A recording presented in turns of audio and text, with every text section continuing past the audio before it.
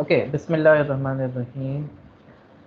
Today, inshallah, we will talk about mathematics of machine learning.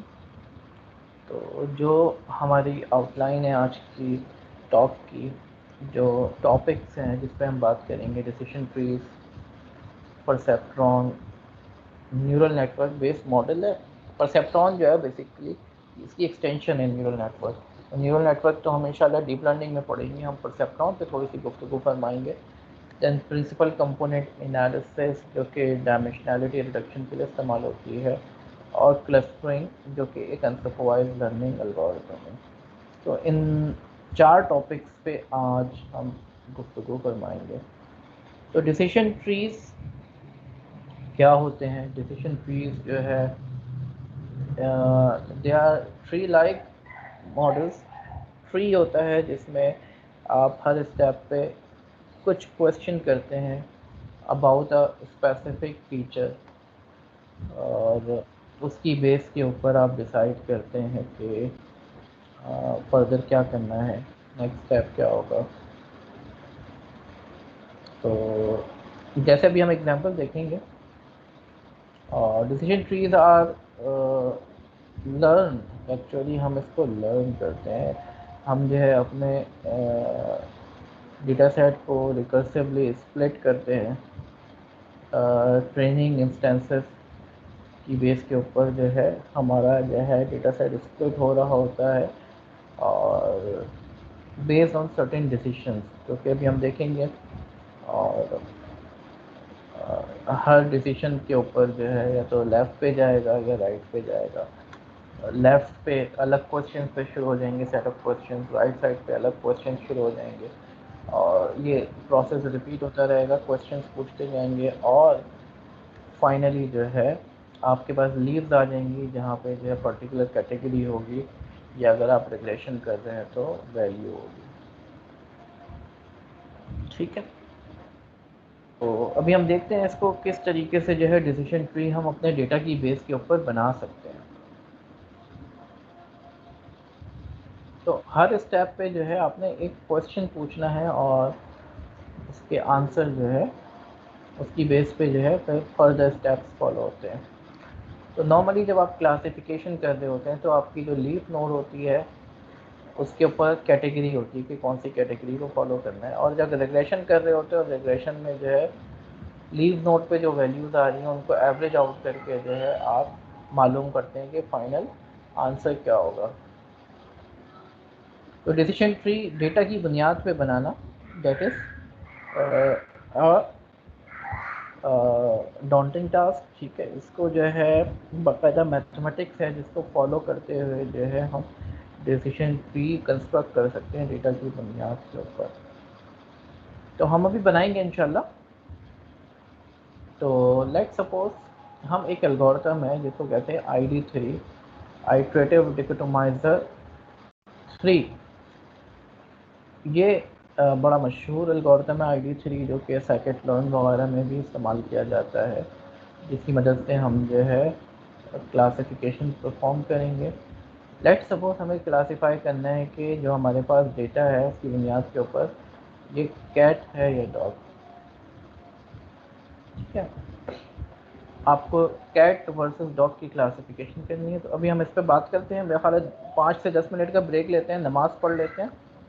ठीक है, आज actually मुझे जो है एक जगह पे शादी में जाना था, तो मेरे पास बहुत कम टाइम है।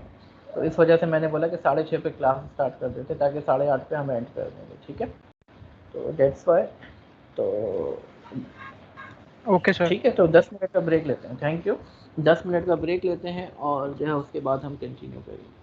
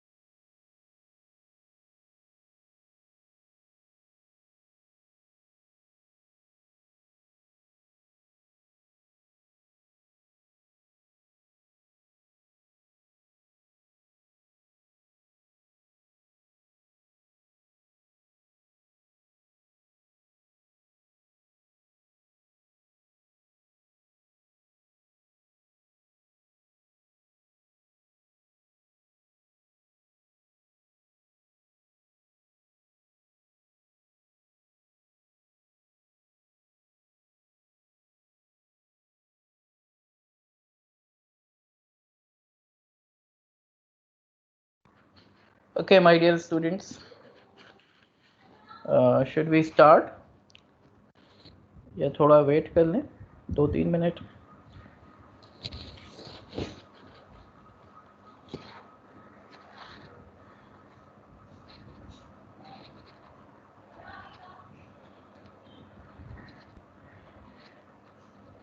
थोड़ा सा फीडबैक दे दें, क्या करें, अब स्टार्ट करें या सब आ गए? तो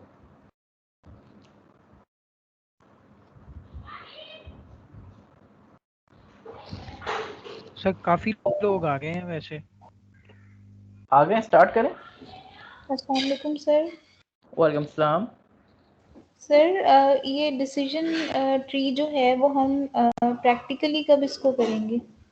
प्रैक्टिकली तो मैंने कराया था ना, आप जो है सेकंड टर्म में बना सकते हैं उसको, डिसीजन ट्री को। डिसीजन ट्री क्लासीफायर की क्लास है, उसको आप जो है ऑब्जेक्ट बनाएं और उसको फिट कॉल कर लें, ठीक है? तो बस यही है ओके इसमें, ठीक है? तो इट्स नॉट सो डिफ़िकल्ट, आप कर सकते हैं। चलिए शुरू करते हैं क्लास। ओके सर इसमें क्लास में थोड़ा सा ये भी बता दीजिएगा इसका हम इम्प्लीमेंटेशन कहाँ कहाँ पे करेंगे और कैसे कैसे होगा, थोड़ा सा ओवरव्यू दे दीजिएगा प्लीज। अच्छा ठीक है।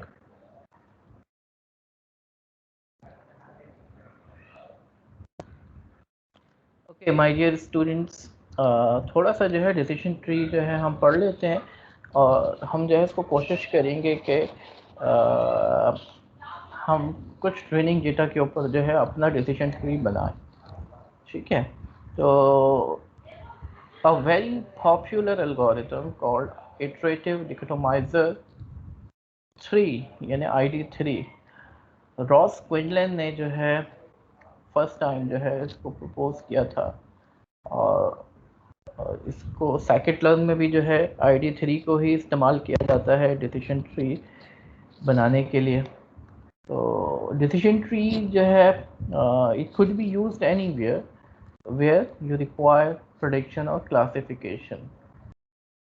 For example, you want to classify that if a patient is diabetic or not. तो आपको क्लासीफाई करना है कि मरीज़ को डायबिटीज़ है या नहीं है, तो वहाँ पे इस्तेमाल करें। आपको इस्तेमाल करना है मिसाल के तौर पर मिसाल के तौर पर आपने बताना है कि एक इमेज है, तो उसमें जो है ट्यूमर है या नहीं है।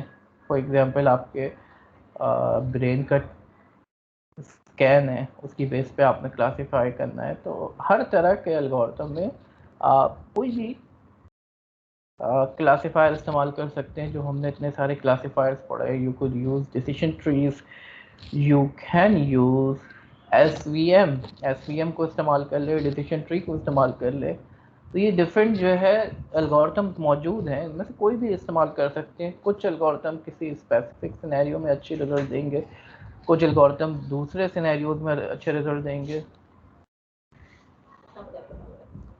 तो इट डिपेंड्स, आपको जो है खुद टेस्ट करना होगा कि आप कहाँ पे इसको इस्तेमाल कर सकते हैं। लेट्स ट्राई डिसीजन ट्री में फॉर एग्जांपल आपने क्लासीफाई करना है कि ये कैट है या डॉग है, और हमारे पास कुछ फीचर्स हैं जिसकी बेस पे हमने क्लासिफिकेशन करनी है। सर ये डिसीजन ट्री जो है ये बाइनरी डेटा पे यूज होगा या अदर देन दैट भी कर सकते हैं? डेटा कुछ भी हो, ठीक है? बाइनरी क्लासिफिकेशन के लिए भी इस्तेमाल हो सकता है और मल्टी क्लास क्लासिफिकेशन के लिए भी इसको इस्तेमाल किया जा सकता है, ठीक है? हर तरह के डेटा पे क्लासिफिकेशन के लिए इस्तेमाल किया जा सकता है। तो फॉर एग्जांपल हमारे पास क्या फीचर्स हैं कि ये if the animal place fetch और नॉट। पहला फीचर क्या है, जिस एनिमल की बात कर रहे हैं, जिसके बारे में हमने बताना है कि ये एनिमल कैट है या डॉग है, तो हमें पहले देखना होगा कि क्या वो फैच प्ले करता है ही नहीं करता। यानी हम जो है उसको कोई चीज़ जो है उसको दिखाते हैं, वो भाग के आता है छीनने के लिए, ठीक है? दूसरा, वो ग्रम्पी है या नहीं है। दूसरा फीचर ये है, ग्रम्पी का मतलब आई थिंक गुस्से वाला है या नहीं है, ठीक है? और तीसरा फीचर जो है कि वो क्या खाना पसंद करता है। इन 3 चीज़ों की बुनियाद पर हमने क्लासिफाई करना है कि ये कैट है या डॉग है। ठीक है, तो पहला क्वेश्चन हमारा हो सकता है कि मिसाल के तौर पर हम पूछते हैं कि ये फैच प्ले करता है या नहीं करता है। ठीक है, पहला क्वेश्चन ये हुआ। अगर प्ले करता है तो फिर क्या करना है, नहीं प्ले करता फिर क्या करना है। दूसरा हमने पूछना है फूड कौन सा है। ठीक है, इस तरीके से हमने जो है इससे कुछ क्वेश्चंस पूछने हैं और इन द एंड हमने क्लासिफाई करना है कि ये कौन सा एनिमल है। ठीक है, तो और तीसरा क्या है फीचर, ग्रम्पी है या नहीं है, ग्रम्पी है या नहीं है। तो you can ask the questions in a specific sequence. आप जो है क्वेश्चन पहले ग्रम्पी के मुतालिक पूछ सकते हैं, यानी पहले कौन सा फीचर टेस्ट किया जाए, ये क्वेश्चन उठता है ना। और फाइनली इसकी बुनियाद पर आपने क्लासिफाई करना है कि कैट है या डॉग है। ठीक है, जैसे एडमिशन टेस्ट है आपका, एडमिशन का क्या क्राइटेरिया होता है, उसमें एक पूरा ट्री होता है जिसकी बुनियाद पर चेक किया जाता है इस बच्चे को एडमिशन देना ही नहीं देना। पहला क्वेश्चन है कि उसकी परसेंटेज लेस देन 60 है या लेस देन ग्रेटर देन 60 है। अगर इंजीनियरिंग में एडमिशन देना है ग्रेटर देन 60 है, नहीं है तो फिर चेक करना है कुछ और, नहीं है तो हो सकता है उसको जो है रिमीडियल क्लासेस कराई जाए और रिमीडियल की बेस के ऊपर एडमिशन दिया जाए। ठीक है, अगर 60 से बड़ी है परसेंटेज पे एडमिशन टेस्ट पास किया या नहीं किया उसने, ये पूछोगे आप। ठीक है, एडमिशन टेस्ट पास करा है उसके बाद आप बोलोगे इसके डॉक्यूमेंट्स टेस्ट हुए या नहीं हुए। तो ये कुछ क्वेश्चंस हैं जिसकी बुनियाद पर आप डिसाइड करोगे कि इसका एडमिशन होना चाहिए या नहीं होना चाहिए। क्लासिफिकेशन क्या करनी है, एडमिशन होना चाहिए या नहीं होना चाहिए। तो you are getting my point, what is decision tree, decision tree क्या है। ठीक है, right my dear students. Suppose करें हमारे पास ये डेटा है कि हमारे पास 14 है ट्रेनिंग इंस्टेंसेस, और इन 14 ट्रेनिंग इंस्टेंसेस की बुनियाद पर हमने क्लासिफिकेशन के लिए एक डिसीजन ट्री बनाना है। वो 14 ट्रेनिंग इंस्टेंसेस ये दिए हुए हैं कि पहला जो एनिमल है वो फैच प्ले करता है, ग्रम्पी नहीं है, और उसका फेवरेट फूड जो है बेकन है। ठीक है, गोश्त का टुकड़ा। ठीक है, तो ये कौन सा जानवर है, डॉग है। दूसरा ट्रेनिंग इंस्टेंस कहता है कि फैच प्ले नहीं करता, क्योंकि डॉग सारे फैच नहीं प्ले करते, कुछ डॉग जो है फैच प्ले करते हैं, कुछ नहीं करते। कुछ डॉग ग्रम्पी भी होते हैं, और फेवरेट फूड दूसरे एनिमल का क्या है, डॉग फूड, और ये डॉग है। तीसरा जो है ट्रेनिंग इंस्टेंस क्या कह रहा है, फैच प्ले नहीं करता। कैट भी हो सकता है, सारी कैट्स फैच प्ले नहीं करती हैं। ग्रम्पी है, लेकिन कैट्स ज़्यादातर ग्रम्पी होती हैं, गुस्से वाली होती हैं। फेवरेट फूड जो है उसका कैट फूड है, तो ये स्पेशी कौन सी है, कैट। अब ये इसको आप जो है एसवीएम से भी क्लासिफाई कर सकते हैं। ठीक है, इसको आप लॉजिस्टिक रिग्रेशन से भी क्लासिफाई कर सकते हैं, इसको आप डिसीजन ट्री से भी क्लासिफाई कर सकते हैं। तो हम देखते हैं डिसीजन ट्री अगर इसका बनेगा तो कैसे बनेगा। ठीक है, तो लेट्स ट्राई। हम जो है ट्रेनिंग डेटा को एनालाइज करके हमें ये पता चल रहा है कि कैट्स जो हैं ग्रम्पी होती हैं ज़्यादा। Cats are generally grumpier than dogs. ज़्यादातर डॉग्स जो है फैच प्ले करते हैं, और ज़्यादातर कैट्स जो है फैच को रिफ्यूज़ करती हैं, लेकिन सारी कैट्स नहीं रिफ्यूज़ करती, कुछ कैट्स जो है फैच प्ले भी करती हैं। Dogs prefer dog food and bacon, cats only like cat food and bacon. ठीक है, तो ये कुछ चीज़ें हैं हमें समझ में आ रही हैं। और let's have a training let's have the training data set and use it to develop a decision tree. अच्छा, आप हाथ से भी बना सकते हैं डिसीजन ट्री।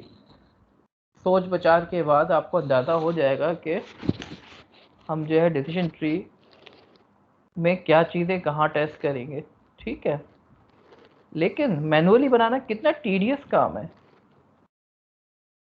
कोई मैथमेटिक्स होनी चाहिए, कोई साइंस होनी चाहिए जिसकी बुनियाद के ऊपर हम डिसीजन ट्री बना सकें, ठीक है।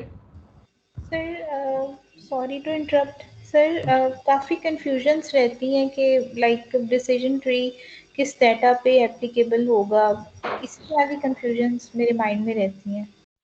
अच्छा देखें, इसका कोई हार्ड एंड फास्ट रूल नहीं है। आप डिसीजन ट्री की जगह पे सपोर्ट वेक्टर मशीन भी इस्तेमाल कर सकते हैं, ठीक है, और लॉजिस्टिक रिग्रेशन भी इससे इस्तेमाल सर कर सकते डाटा पे कोई हैं। डेटा की बेस पे नहीं होता ये, ठीक है।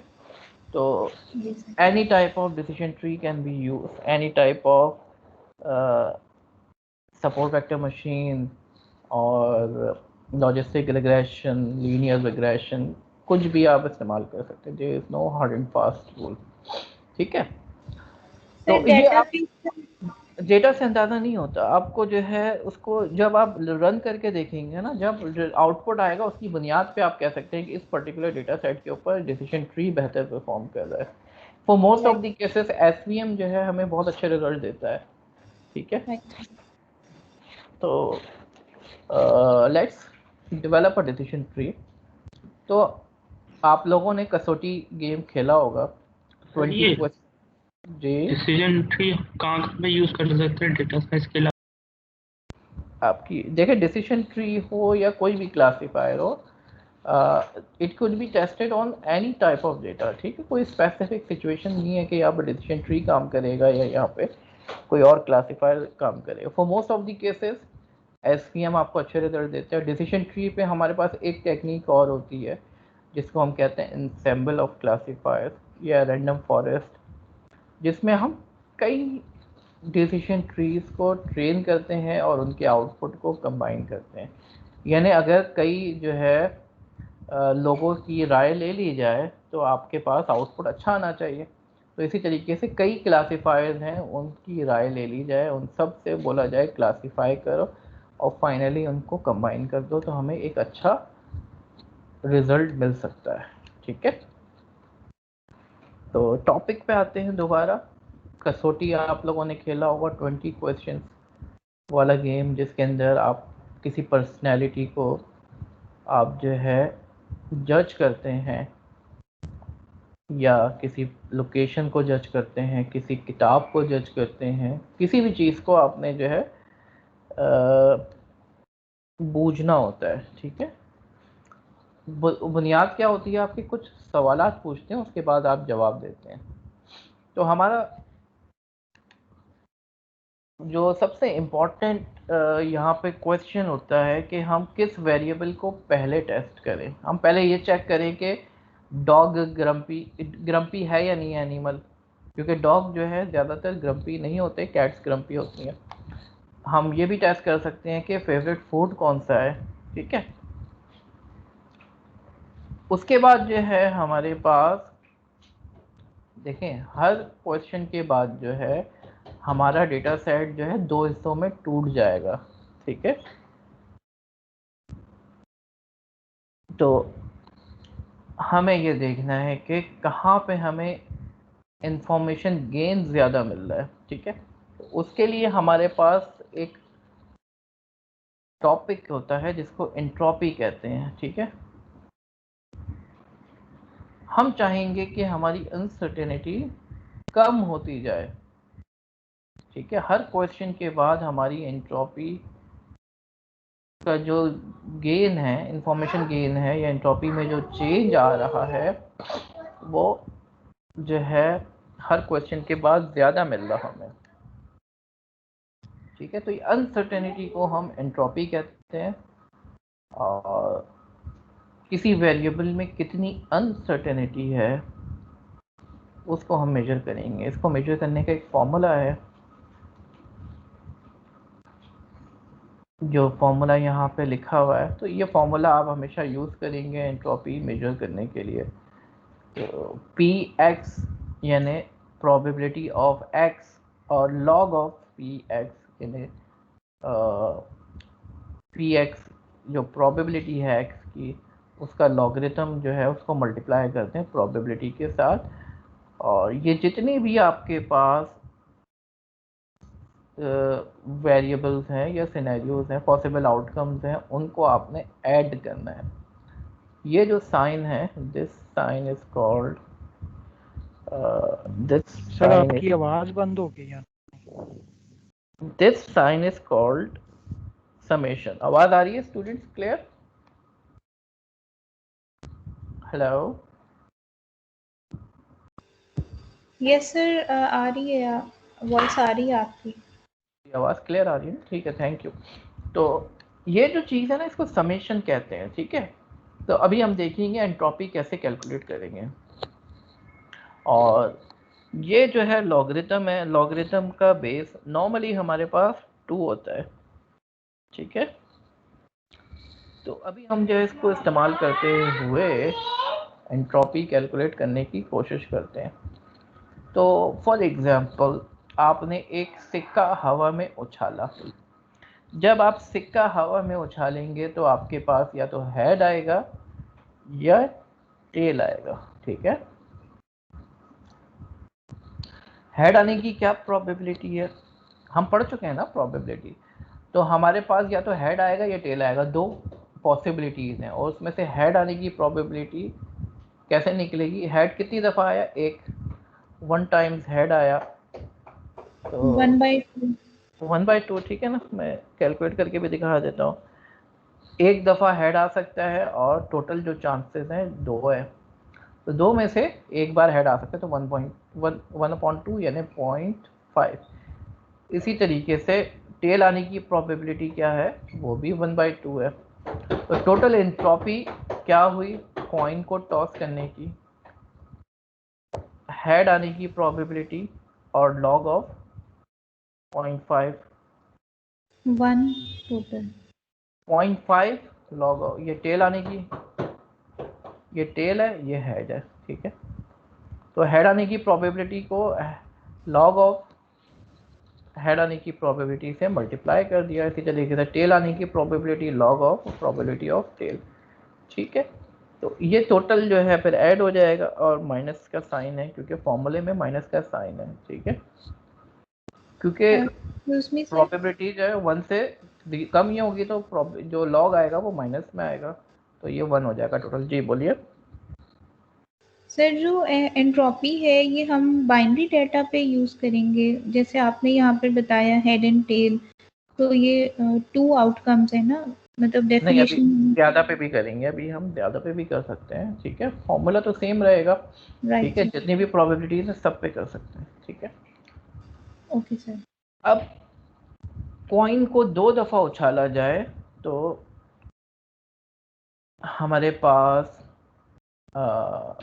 2 दफ़ा उछालेंगे तो 1 दफ़ा हो सकता है हेड आ जाए, 1 दफ़ा टेल आ जाए, दोनों दफ़ा हेड आ जाए या दोनों दफ़ा टेल आ जाए।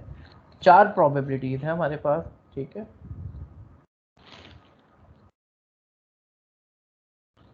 तो अगर कॉइन को 2 दफ़ा उछालेंगे तो head and head, head and tail, tail and head, tail and tail आएगा। और हर इवेंट की प्रोबेबिलिटी क्या होगी?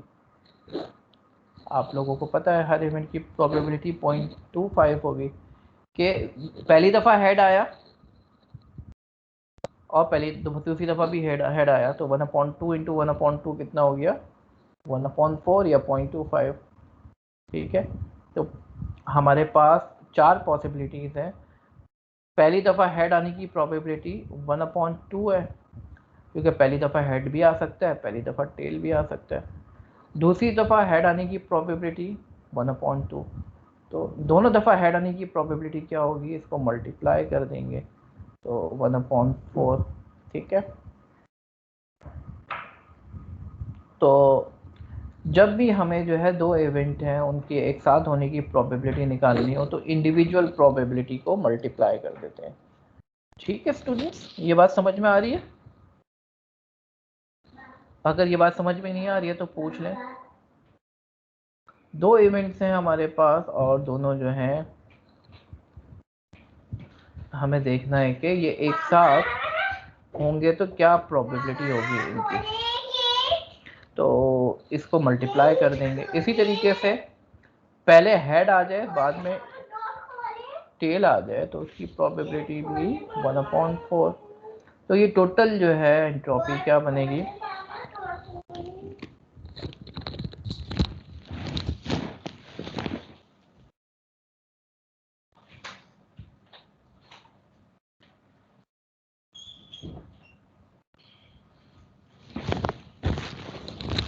जी my dear students, total probability क्या हो जाएगी हर इवेंट की 0.25।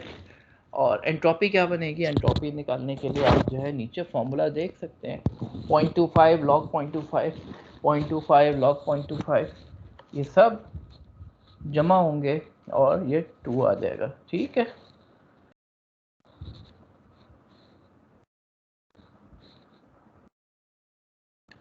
जी माय डियर स्टूडेंट, आवाज़ क्लियर आ रही है ना आप लोगों को, या फिर आपकी आवाज़ नहीं आ रही है? ठीक है स्टूडेंट्स, क्लियर है? Just give me your feedback. ठीक है जी। तो ये इस तरीके से हमने देखा कि 2 सिक्कों को अगर हम टॉस करेंगे तो क्या इनकी एंट्रोपी बनेगी। ठीक है, अब आगे चलते हैं ज़रा। हो सकता है हमारा सिक्का थोड़ा सा बायस्ड हो, और बायस होगा तो ऐसा भी हो सकता है ना, जैसे हम जो है डाई है, पासा है, पासे में बाज़ औक़ात अगर हम जो है उसको थोड़ी सी मैनिपुलेशन करें, हम उसके साइड्स घिस दें तो हो सकता है कि 6 आने की प्रोबेबिलिटी बढ़ जाए। तो बाज़ पासे ऐसे होते हैं, बाज़ डाइज ऐसी होती हैं उसमें 6 जो है बहुत आ रहे होते हैं, बाज़ में कम आ रहे होते हैं, क्योंकि वो बायस्ड होता है। इसी तरीके से हम सिक्के के साथ भी यही काम कर सकते हैं, उसको हम बायस कर सकते हैं। ठीक है, तो वहाँ पे एंट्रोपी क्या होगी? जी, कोई क्वेश्चन है? सर वो फॉर्मूला नज़र नहीं आ रहा, वो आप थोड़ा स्लाइड अगर ऊपर कर दें। ये पीछे ये फॉर्मूला,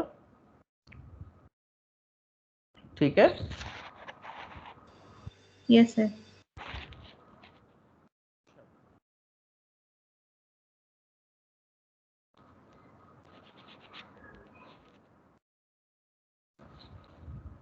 अब लेट्स सपोज कॉइन में जो है एक की आने की प्रोबेबिलिटी 0.9 है और एक की 0.1 है, ये एक की 0.2 है और 0.8 है।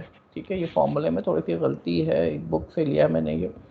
तो ये 0.9 लॉग 0.9 प्लस 0.1 होगा, ये लॉग 0.1 होगा।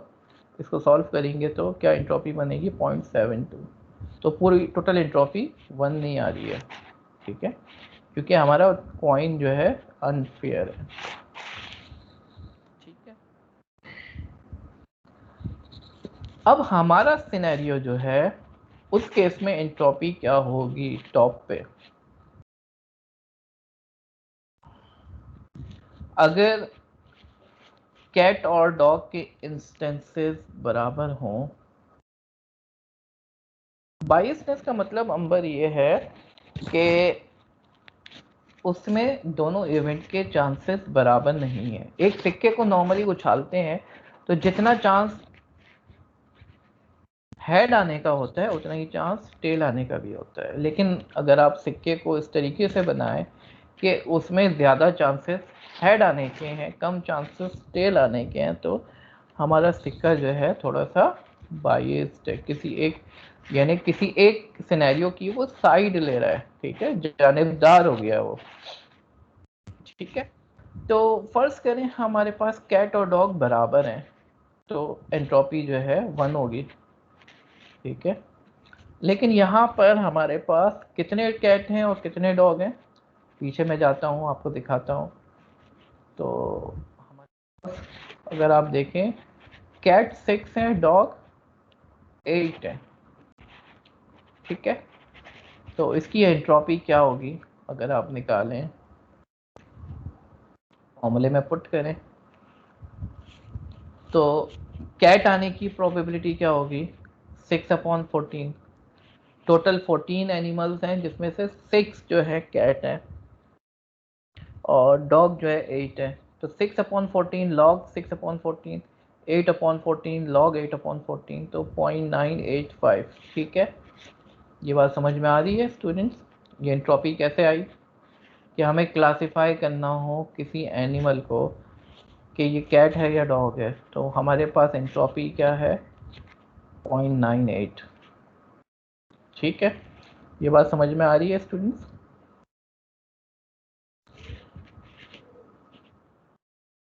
अगर चलें अब हमारा क्वेश्चन जो था शुरू में, जो कि अभी हमें आंसर करना है कि हम पहले क्या पूछें।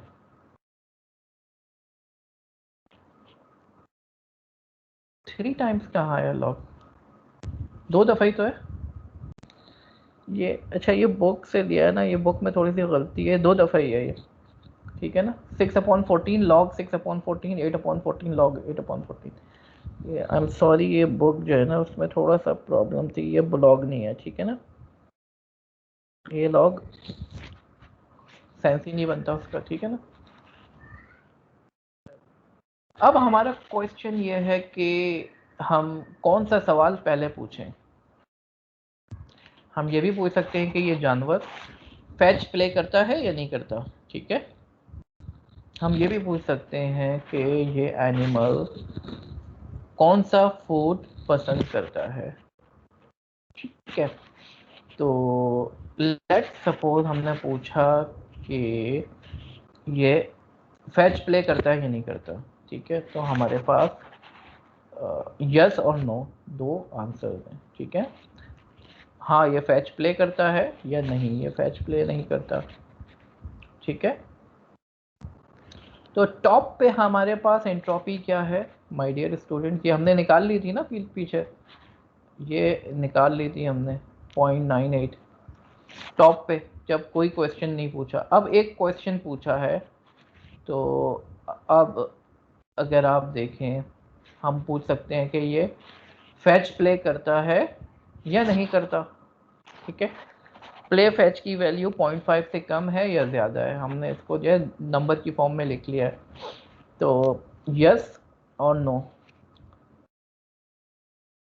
ठीक है, तो अगर लेट सपोज यस है, यस है तो कितने ऐसे सैंपल्स हैं जिसमें फैच प्ले कर रहा है। यस के केस में देखें कितने यस वाले हैं प्ले फैच के, गिन के बताएं मुझे। यस वाले कितने हैं? 1 2 3 4 5 है। ठीक है, गुड। और नो वाले कितने? 9 होंगे। ठीक है, आगे चलते हैं। ठीक है, 9 होंगे ऑब्वियसली, 14 है टोटल। अब यस के वाले में देखें, यस वाले में 5 में से कितने कैट हैं कितने डॉग हैं। ठीक है, देख के बताएं 5 में से कितने कैट हैं। यस ये है, इसमें ये डॉग हो गया। ठीक है, यस ये है, ये भी डॉग हो गया। यस ये है, ये भी डॉग हो गया। और यस ये है, ये भी डॉग हो गया। ठीक है, तो यस में सारे ही डॉग हैं। एम आई राइट? एक कैट है। अच्छा, हाँ एक कैट है। ठीक है, तो एक कैट है और 4 डॉग है। ये बात समझ में आ रही है? कोई क्वेश्चन है शहजाद?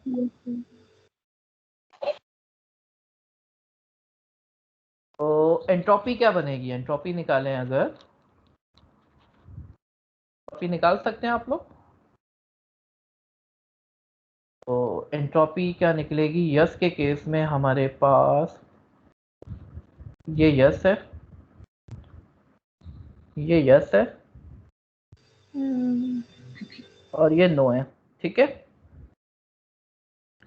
तो हम क्या करेंगे, हम इसमें 5 है तो ये होगा 1/4 सॉरी 1/5 ना, 5 है ना, 1/5 log 1/5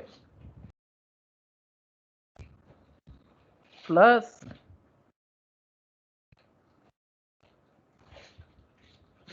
4/5 log 4/5, ठीक है, ये आएगा, ठीक है, टोटल एंट्रोपी। इसको कैलकुलेट करें और माइनस साइन भी आएगा ऑब्वियसली बाहर, ठीक है, जो कि लॉग जब हटेगा तो ये माइनस भी प्लस में कन्वर्ट हो जाएगा।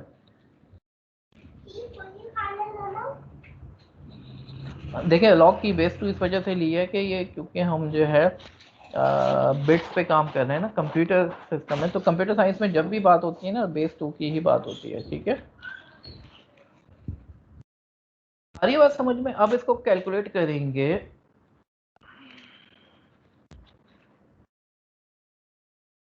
ठीक है, तो ये 5 सैंपल्स थे और तो इस पे हमने ये कैलकुलेट किया तो ये 0.7219 आएगा।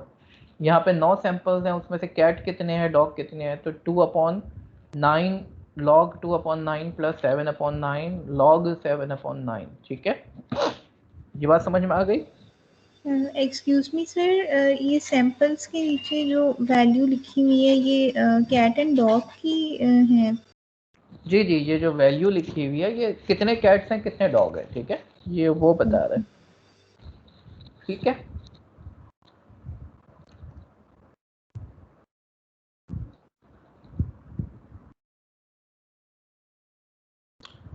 तो इसको सॉल्व कर लिएगा।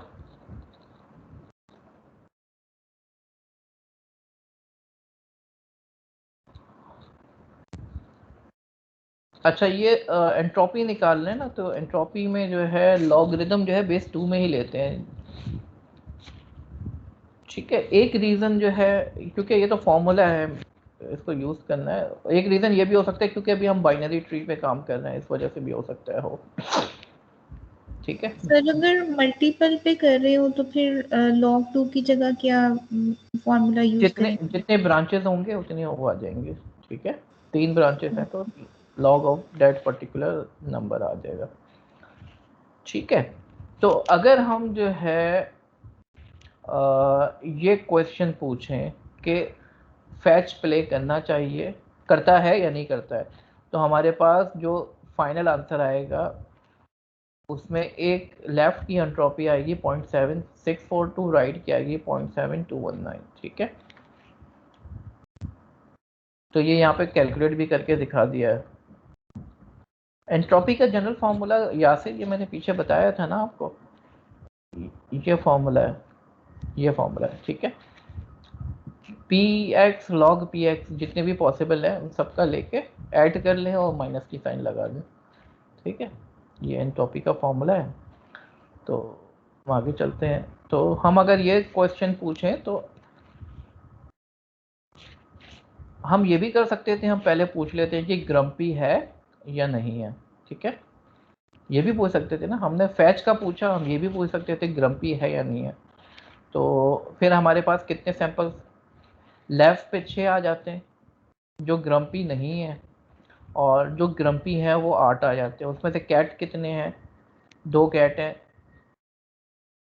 4 डॉग हैं मिसाल के तौर पर जो ग्रम्पी नहीं है, और जो ग्रम्पी हैं उसमें 6 कैट्स हैं, 2 डॉग्स हैं, ठीक है। ये होता, इनकी एंट्रोपी निकालते हैं आप, तो एक की आ रही है 0.9183, एक की आ रही है 0.8113, ऐसे ही है, ठीक है। हम ये भी पूछ सकते हैं कि वो जो है कैट फूड को पसंद करता है एनिमल या नहीं, ये भी हम पूछ सकते थे, ठीक है। इसका फेवरेट फूड कौन सा है, कैट फूड है, डॉग फूड है, क्या है, तो हम पहले पूछते कैट फूड है या नहीं है, इस तरीके से पूछते तो फिर कुछ और एंट्रोपी आती। तो हम ये भी पूछ सकते थे कि उसका फेवरेट फूड डॉग फूड है या नहीं है। तो ये मुख्तलिफ पॉसिबिलिटीज़ हैं। अब मेरा सवाल यह है इसमें से किसको हम चूज़ करेंगे, किसको हम चूज़ करेंगे। पहला क्वेश्चन हमारा क्या होना चाहिए, ठीक है। तो यहाँ पर जो चीज़ आती है इंफॉर्मेशन गेन कहते हैं इसको, ठीक है। कि एंट्रोपी जो है कितनी कम हो रही है, जिसको हम कहेंगे इंफॉर्मेशन गेन, कि पेरेंट का जो एंट्रोपी है और जो चिल्ड्रन है उनकी एंट्रोपी है, उनमें डिफरेंस जहाँ पे सबसे ज़्यादा मिलेगा हम उसको लेंगे। मिसाल के तौर पर माय डियर स्टूडेंट्स, पहला क्वेश्चन जो है उसको पूछने से पहले तो सब में एंट्रोपी यही रहेगी, 0.9852 टॉप पे थी। ठीक है, ये टॉप पे यही थी ना, 0.9852, 0.9852 यही थी एंट्रोपी। उसके बाद ये हो रही है, ठीक है, लेफ्ट की ये हो रही है, राइट की ये हो रही है। लेफ्ट में कितने सैंपल है? 6, राइट में 8 हैं। तो अब कितना कम हुआ है इसको निकालने के लिए दोनों को वेटेड सम करना पड़ेगा। ठीक है, दोनों का वेटेड सम करना पड़ेगा। तो वेटेड सम कैसे करेंगे? जैसे पहला क्वेश्चन अगर पूछें प्ले फैच, तो लेफ्ट पे आ रहे थे 9, राइट पे आ रहे थे 5। लेफ्ट की एंट्रोपी थी 0.7, एक की एंट्रोपी थी 0.7642, एक की थी 0.7219। तो 0.7219 जो है मिसाल के तौर पर, ये 5 सैंपल थे तो 5/14, और ये यहाँ पे गलती की हुई है इन्होंने, 0.7642 आएगा यहाँ पे। ठीक है, तो इसको जब लेंगे तो इसका काउंट कितना है, इसको जब लेंगे इसका काउंट कितना है, उसको मल्टीप्लाई करके ऐड अप कर लिया। ठीक है, तो क्या फाइनल आंसर आया? 0.7491।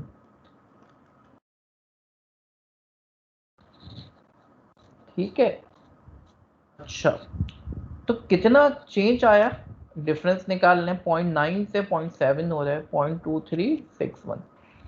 दूसरा क्वेश्चन अगर हम करते कि 0.9852 है एंट्रोपी पेरेंट की, ग्रम्पी पूछते, ग्रम्पी जो है 0.9183 आ रहा है लेफ्ट साइड पे, 0.8113 राइट साइड पे आ रहा है।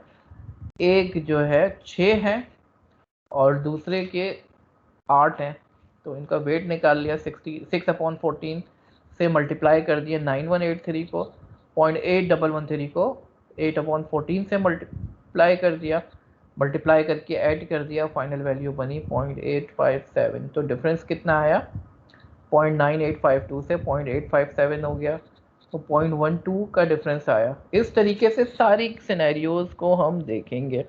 अगर हम पूछते हैं कि फेवरेट फूड कैट है, तो फिर एंट्रोपी क्या बन रही है, ठीक है, और गेन कितना आ रहा है।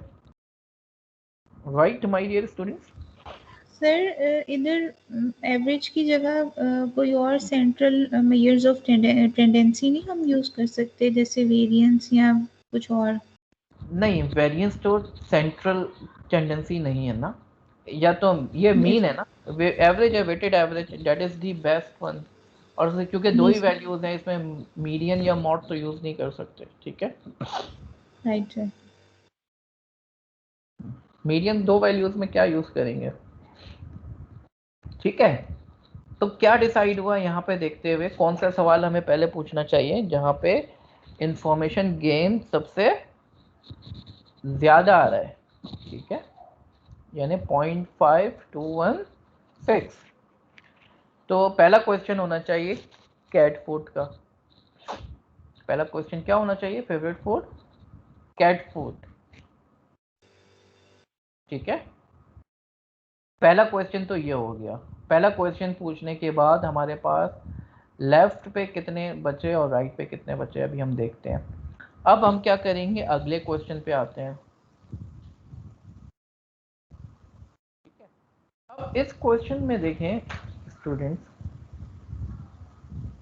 लेफ्ट पे तो हमारे पास एक जो है चाइल्ड जो है उसकी एंट्रोपी तो 0 है। ठीक है, यानी इस पे तो हम श्योर हैं बिल्कुल कि ये कौन सा कैट आएगा, कौन सा फूड आएगा, सॉरी कौन सा एनिमल आएगा। ठीक है, इस पे तो हम श्योर होंगे, लेकिन इसकी दूसरी लीफ पे हमें फर्दर क्वेश्चन करने पढ़ेंगे। तो अगर फेवरेट फूड कैट फूड है तो हम आराम से कह सकते हैं कि ये कौन सा एनिमल है। अगर आप देखें इधर हमारे पास जो डेटा है इसमें अगर फेवरेट फूड कैट फूड है तो हमें पता है कि वो कौन सा एनिमल होगा, क्योंकि डॉग जो है ना वो तो कैट फूड को पसंद करता ही नहीं है। ठीक है, ये बात समझ में आ रही है स्टूडेंट्स? इसी वजह से यहाँ पे अनसर्टेनिटी तो बिल्कुल नहीं है। ठीक है, अगर फेवरेट फूड कैट फूड है तो इसका मतलब है वो कैट ही है। ठीक है, यहाँ पे देखिए ना, फेवरेट फूड अगर कैट फूड है तो एक एंट्रोपी 0.8 आ रही है, और दूसरा तो बिल्कुल क्लियर है, हमें कोई अनसर्टेनिटी नहीं है कि 0 आ रही है, क्योंकि हम उसके बारे में 100% श्योर हो चुके हैं कि वो कैट है। लेकिन अगर वो फेवरेट फूड कैट फूड नहीं है तो हमें फिर मज़ीद क्वेश्चन पूछने पड़ेंगे। ठीक है, तो एक तो हमारा जो है क्वेश्चन है आईजी इंफॉर्मेशन गेन। ठीक है, या सिर्फ इंफॉर्मेशन गेन। अब हम क्या करेंगे, हमारे पास जो है ये क्वेश्चन पूछने के बाद हमारे पास 2 नोट्स बन जाएंगी। यानी हमने पूछा फेवरेट फूड कहीं कैट फूड तो नहीं है, फेवरेट फूड कौन सा है, कैट है डॉग है। अगर फेवरेट फूड कैट फूड है तो लेफ्ट पे आ गया यस। यस पर तो ये क्या हो गया, हमें पता चल गया कि ये कैट है।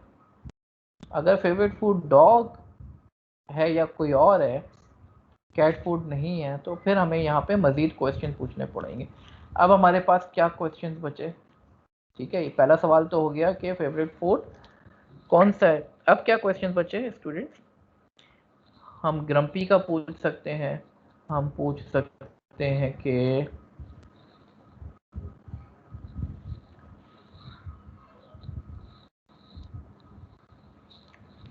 हम ये पूछ सकते हैं कि ये प्ले फैच करता है या नहीं करता है। ठीक है, तो पहला क्वेश्चन मिसाल के तौर पर ये हो सकता है कि क्या ये फैच प्ले कर सकता है या नहीं कर सकता। ठीक है, पेरेंट एंट्रोपी क्या होगी, बताएगा कोई मुझे? पेरेंट एंट्रोपी जो है हमारी ये होगी 0.813 ये। ठीक है, ये 0.813 जी, पूछें। सर पेरेंट एंट्रोपी जो है वो जो आपने एंट्रोपी का फॉर्मूला बताया है उससे कंप्यूट की है हमने। जी जी, सारी चीज़ें हमने उसी से कंप्यूट की है ना। देखिए Right. हमारा क्वेश्चन जो था, पहला क्वेश्चन था कि ये फूड कौन सा है। ठीक है, फूड का पूछा था, यहाँ पे एंट्रोपी क्या थी 0.98। ठीक है, अब हमने बोला कि अब कौन सा वाला लगाएं। अगर हम पहला क्वेश्चन ये पूछते हैं प्ले फैच, तो हमारी लेफ्ट की एंट्रोपी क्या आती 0.76 और राइट की आती 0.72। अगर हम पूछते ग्रम्पी तो लेफ्ट की क्या होती 0.98, राइट की होती 0.918। हमने फेवरेट फूड पूछा कैट फूड, तो लेफ्ट की क्या है 0.81 और राइट की क्या है 0। तो एक तो 0 हो गया, ये वाली नोट तो एंट्रोपी 0 हो गई, और ये वाली नोट जो है इसकी एंट्रोपी क्या हुई 0.8113। ठीक है, अब जो हमने पीछे प्रोसेस लगाया था वही चीज हम रिपीट करेंगे। अब हमारा क्वेश्चन क्या होना चाहिए, 3 चांसेस हैं।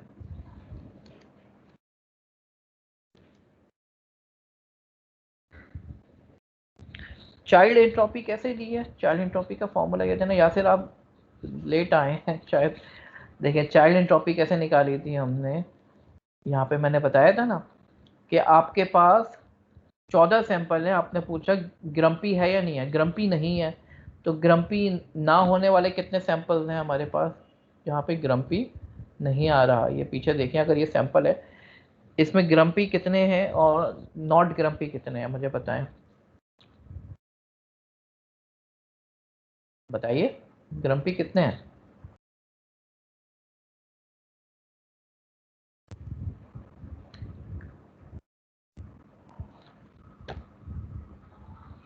ये ग्रम्पी है 1 2 3 4 5 6 7 8 ग्रम्पी हैं, ठीक है, ऐसे ही है। आई थिंक 8 हैं यस वाले, 8 हैं, ठीक है। और 6 जो है नॉट ग्रम्पी हैं। अब मुझे बताएं जो 6 ग्रम्पी हैं उसमें से कैट्स कितनी हैं और डॉग्स कितनी हैं? सैंपल्स तो हमारे पास ग्रम्पी वाले 8 हो गए ना, ठीक है। सैंपल्स जो है ये ग्रम्पी की बात करें अगर हम, मैं आगे आता हूं। अब इसमें देखें 14 में से 6 जो है नॉट ग्रम्पी हैं और 8 जो है ग्रम्पी हैं। इसमें से जो नॉट ग्रम्पी है उसमें से 6 में से 2 कैट हैं 4 डॉग हैं, ठीक है। जो 8 ग्रम्पी में यस आ रहा है उसमें से 6 कैट हैं 2 डॉग हैं, ऐसे ही है। देखिए ना जो ग्रम्पी यस वाले हैं उसमें कितने कैट हैं कितने डॉग हैं, अगर आप चेक करें यहाँ पे जो ग्रम्पी यस वाले हैं उसमें कैट कितने हैं डॉग कितने हैं, बताइए मुझे। जो ग्रम्पी यस वाले हैं उसमें कैट कितने हैं डॉग कितने हैं?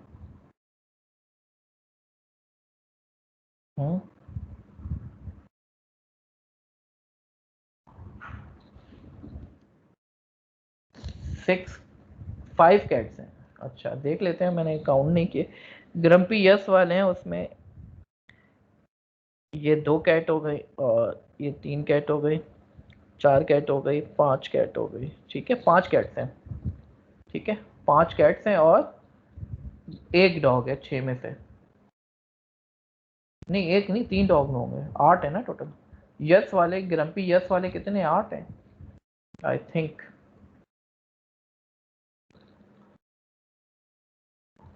ठीक है, तो अगर ग्रम्पी यस को देखें तो उसमें से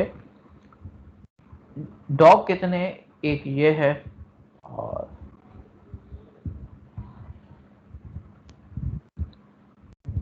एक आखिरी वाला है और एक और भी होगा, ये रहा।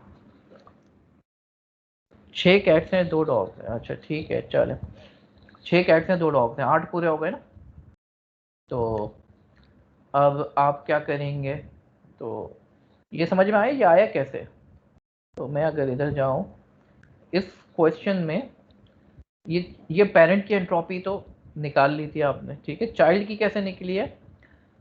आपके पास 6 टोटल सैंपल हैं उसमें से 2 कैट हैं 4 डॉग हैं, या 4 कैट हैं 2 डॉग हैं, जो भी है। तो 2/6 लॉग 2/6, ठीक है, और प्लस 4/6 लॉग 4/6, ठीक है। ये एंट्रोपी आ जाएगी, इसकी वैल्यू निकाल लें। तो 2 चीज़ें आपको याद रखनी है, एक तो आपने चाइल्ड की एंट्रोपी कैसे निकालनी है, ठीक है, ये टोटल और इसका माइनस। चाइल्ड की एंट्रोपी कैसे निकालनी है, जी पूछें। सर 8 नहीं आएगा 2/8 क्योंकि टोटल 8 हैं। मैं लेफ्ट वाले की निकाल रहा हूँ ना, लेफ्ट में तो 6 है ना, ठीक है। जी सर। राइट का निकालेंगे तो 6/8 और 2/8 आएगा, ठीक है। तो ओके सर। ये निकल जाएगा, ठीक है। और फिर आपने क्या करना है, इंफॉर्मेशन गेन निकालना है। तो 2 चीज़ें हैं जो कि कंफ्यूज कर रही होंगी आपको ना, एक तो चिल्ड्रन की एंट्रोपी कैसे निकालनी है, और फिर इंफॉर्मेशन गेन निकालते हुए आपने क्या करना है, दोनों लेफ्ट और राइट दोनों के जो एंट्रोपी आ रही है उनका वेटेड एवरेज निकालना होगा, ठीक है। सर चिल्ड्रन की 0 एंट्रोपी का क्या मतलब है, ये ड्रॉप हो जाएगी? ये लीव पे पहुंच गया ना, यहाँ पे पहुंच के इसके निकाल के देख लें आप, पता चल जाएगा। अगर आप पूछ रहे हैं फेवरेट फूड कैट फूड है तो यहाँ पे ट्री नहीं बनाया हुआ मेरा ख्याल है, बनाया हुआ नहीं है, आप चेक कर ले। तो फेवरेट ये बनाया हुआ है, ठीक है। फेवरेट फूड कैट फूड है, तो हमारे पास 8 जो है लेफ्ट पे 8 आ रहे हैं और राइट पे कितने आ रहे हैं, 6 आ रहे हैं, और ये 6 के ना कैट हैं, ठीक है। तो जब आप इसको कैलकुलेट करोगी तो ये क्या होगा, 6/6 लॉग 6/6, ठीक है, और प्लस 0/6, ये तो 0 होगा तो खत्म हो जाएगा, ठीक है, log 0/6, ठीक है बेटा। तो ये वाला तो खत्म हो गया, राइट से ये प्लस के बाद वाला है, ये तो पूरा 0 हो जाएगा। और ये क्या आएगा, log 6/6 का मतलब है 1, 1 का log क्या होता है, 0 होता है, तो ये पूरा 0 हो जाएगा, ठीक है। ये भी 0 हो जाएगा, ये भी 0 हो जाएगा। तो ये लीफ पे पहुंच गया ना, यानी इसको पता है कि भाई यहाँ पे तो आपको सारे कैट ही मिलेंगे, ठीक है ना। अगर ओके सर। कोई जानवर कैट फूड खा रहा है तो उसका मतलब है dead animal is cat, cat ही जो है कैट फूड खाती है, ठीक है ना। तो इंफॉर्मेशन गेन निकाल लिया। अब हमारे पास सर सॉरी, लॉग सर क्यों यूज कर रहे थे हम? हाँ, लॉग सर क्यों यूज करें, लॉग तो फॉर्मूले में है ना यार, ठीक है। अभी हम थोड़ी ठीक सी है, ठीक। अप्लाइड पढ़ रहे हैं, अब मैं इसकी पूरी साइंस अगर पढ़ाने बैठा कि लॉग ये एंट्रोपी का फॉर्मूला आया कहाँ से, तो फिर बहुत डिटेल में जाना पड़ेगा, ठीक है। तो we can not go in that much detail. तो हमने फाइनली क्या डिसाइड किया था, हम जो है ये वाला क्वेश्चन पूछेंगे, ठीक है। पहले ये वाला क्वेश्चन पूछेंगे। अब ये वाला क्वेश्चन पूछा तो हमारे पास कितने सैंपल्स रह गए थे, लेफ्ट पे कितने थे और राइट पे कितने आए थे, लेफ्ट पे 8 और राइट पे 6, ठीक है, 8 और 6 का।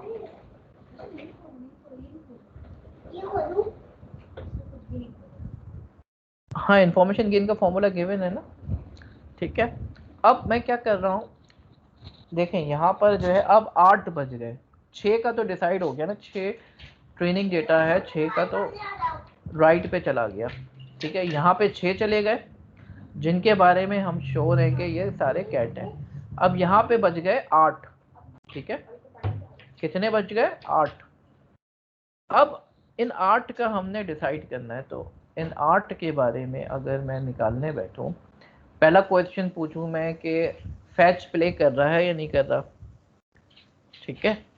तो ये जो 8 बचे हैं, ये 8 कौन से हैं वो देख लेते हैं अभी हम पहले।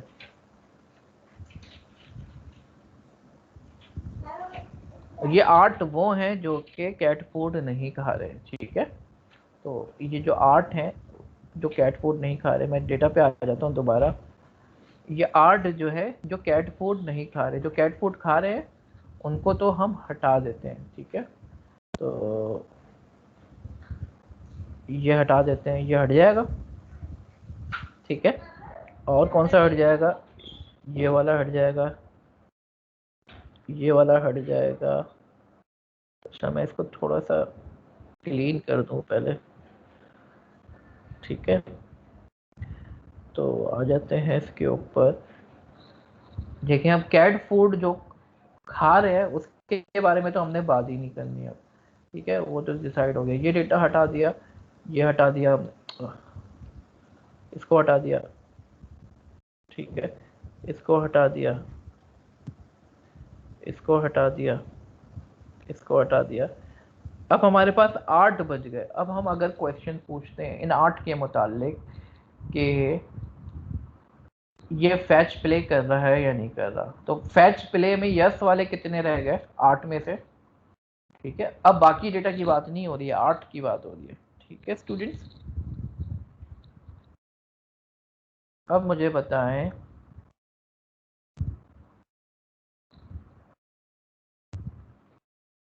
कि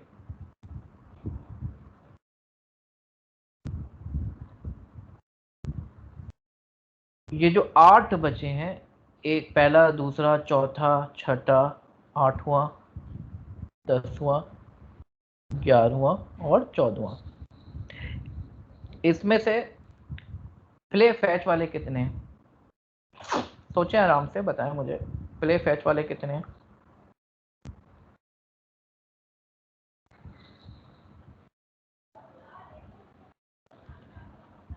जी आप लोग हैं मेरे साथ, देख रहे हैं स्टूडेंट्स?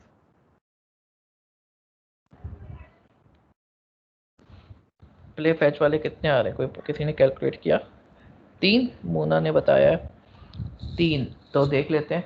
पहला वाला जो है यस, और दूसरा वाला नो, ठीक है। तीसरा वाला 10वां वाला यस, और 11वां वाला यस। अब 14वां भी तो है, 4 है ना मेरा ख्याल है, 4 हुए शायद, देखें सही से। हाँ 3 हुए, ठीक है। 13वां तो नहीं है ना? पहला, 10वां, 11वां और 14वां, 4 हुए, ठीक है। 4 हुए ना यस, 4 हुए, ठीक है। जी सर, 4। 4 हुए। अब इन 4 में से यानी हम अगर पहुंचे हुए हैं, यहाँ पे पहुंचे हुए हैं जहाँ पे हमारे पास कितने सैंपल्स हैं? 8 से, मेरा ख्याल है 8 सैंपल्स हैं। इन 8 में से लेफ्ट पे कितने आएंगे जो कि यस वाले हैं? 4 आएंगे, और राइट पे भी 4 आएंगे, ठीक है। अब इन 4 में से कितने कैट हैं, कितने डॉग हैं? ठीक है, मुझे ये बताएं। सैंपल्स तो 4 हो गए, कैट कितने हैं, डॉग कितने हैं?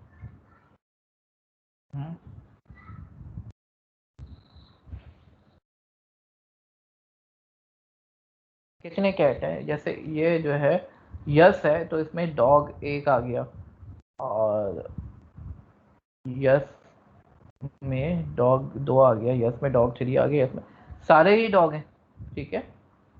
4 डॉग हैं और कैट 0 है, ठीक है। फरियाल, ठीक है। तो ये इसकी एंट्रोपी क्या बनेगी? 0 हो जाएगा मेरा ख्याल है, ठीक है ना। यानी हम श्योर है फिर कि ये डॉग ही है, ठीक है। एंट्रोपी क्या हो जाएगी इसकी? 0 ही आएगी ना, अगर निकाल लें आप फॉर्मूले से। अब राइट वाले पे आ जाए जहाँ पे नो है।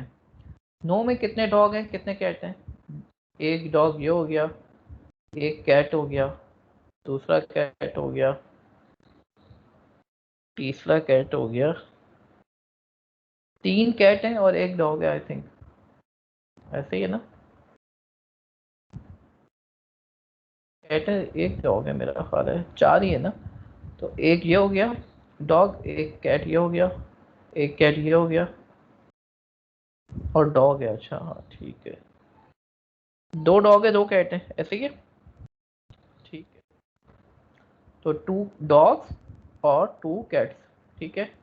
2 डॉग्स 2 कैट्स, तो इसकी एंट्रोपी क्या आ जाएगी ये आप निकाल लें, ठीक है। क्लियर है? तो 2/4 लॉग 2/4, ठीक है,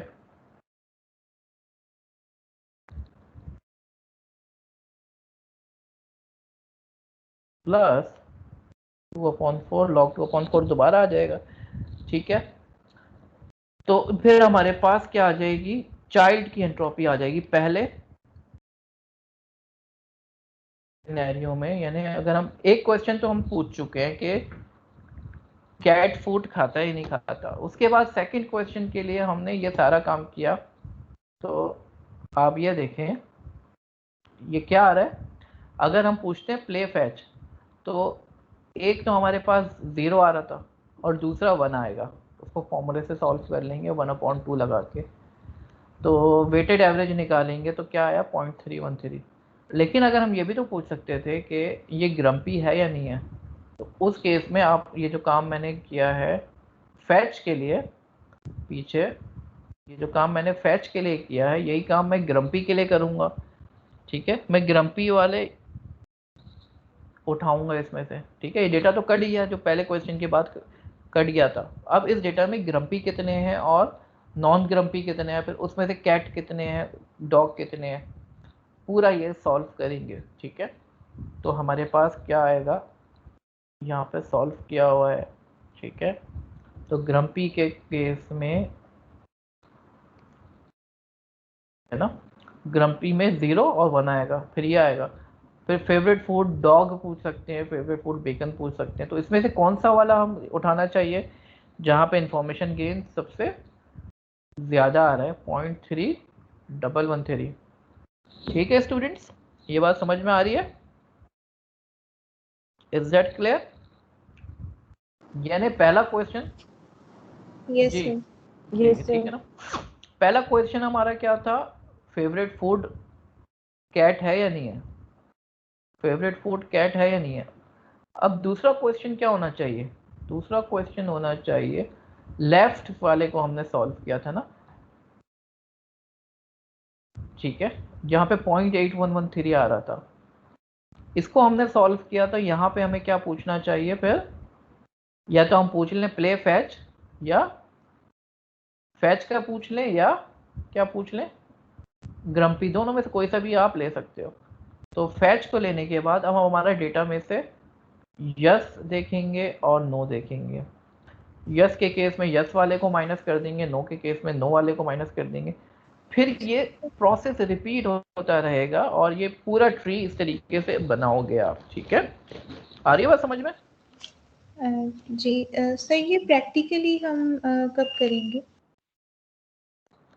ये आप इम्प्लीमेंट करना चाह रही हो? जी सर। इम्प्लीमेंट करना चाह रही हो, ये इसकी इम्प्लीमेंटेशन खुद कर, ये तो आप खुद कर लें। मैं अगर इसको कराने बैठा, मैंने Right. समझा दिया है, अब आप इसको इम्प्लीमेंट कर लें या इसकी इम्प्लीमेंटेशन मिल जाएगी, उसको देख लें, ठीक है। जी सर। सर काइंडली शेयर कर देंगे इम्प्लीमेंटेशन?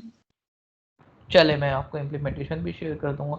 एक तो ये है ना कि ये जो पूरा काम किया हमने डिसीजन ट्री खुद बनाना, इसकी प्रोग्रामिंग करें, या एक तो ये है कि डिसीजन ट्री क्लासीफायर को बना हुआ इस्तेमाल कर ले। बना हुआ इस्तेमाल करना वो तो मैंने साइकिट लर्न पे आपको करा दिया है, ठीक है। साइकिट जी लर्न पे सर। डिसीजन ट्री क्लासीफायर है, वो यूज़ कर लें। अब ये इसकी इम्प्लीमेंटेशन आप खुद करें तो ज़्यादा बेहतर है, ठीक है। कोई मुश्किल काम नहीं है, लेकिन जो है लंबा काम है, मैं ये कह सकता हूँ।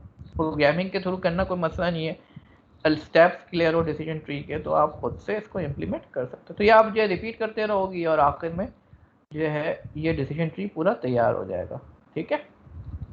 जी सर। तो आपने जो है डिसीजन ट्री बना लिया। अच्छा, ज़रूरी नहीं है कि आप जो है इंफॉर्मेशन गेन को इस्तेमाल करो, आप जिनी इम्प्योरिटी से भी यही काम कर सकते हो, ठीक है। ये फॉर्मूला दिया हुआ है, जिनी इम्प्योरिटी भी इस्तेमाल किया जाता है बाज़ जगहों पे, बाज़ जगहों पे जो है इंफॉर्मेशन गेन है, दोनों से आपको मिल जाएगा, ठीक है। अब आते हैं हम एक और मशीन लर्निंग के एल्गोरिथम की तरफ, परसेप्ट्रॉन। परसेप्ट्रॉन क्या होता है, जिस तरीके से आपके दिमाग में न्यूरॉन होता है, ठीक है। तो एक न्यूरॉन है, मिसाल के तौर पर चलिए ये न्यूरॉन है,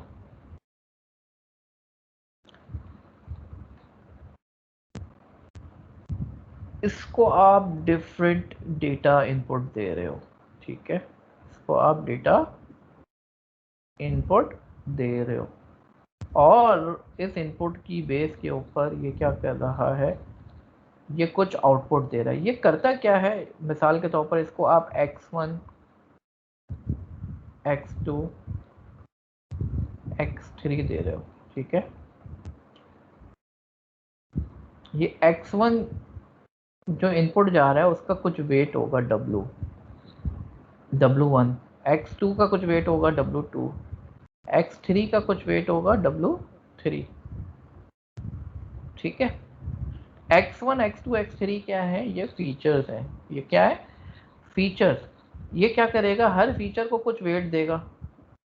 पहले फीचर को w1 वेट दिया, दूसरे फीचर को क्या वेट देगा, w2,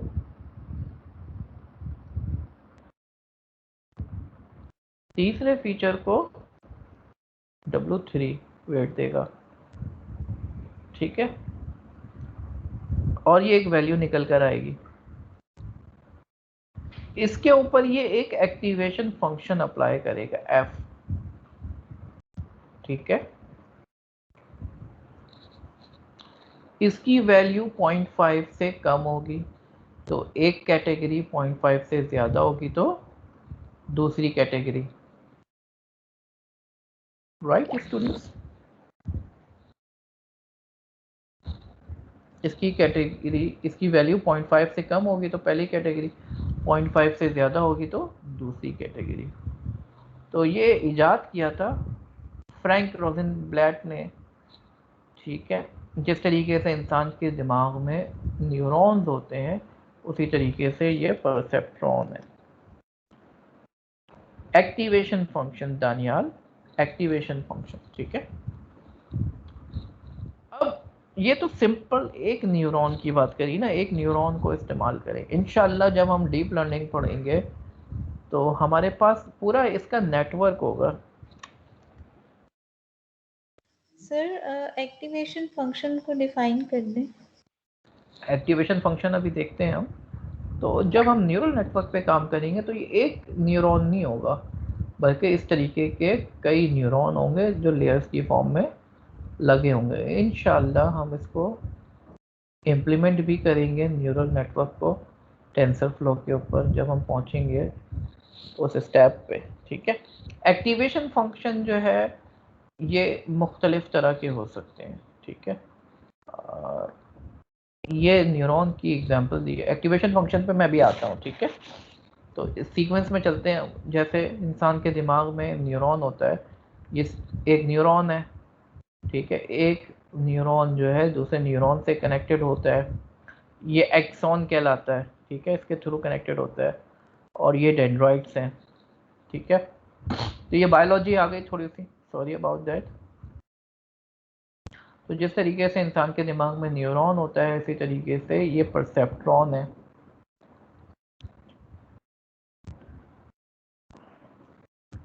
हम परसेप्ट्रॉन को पढ़ क्यों रहे हैं?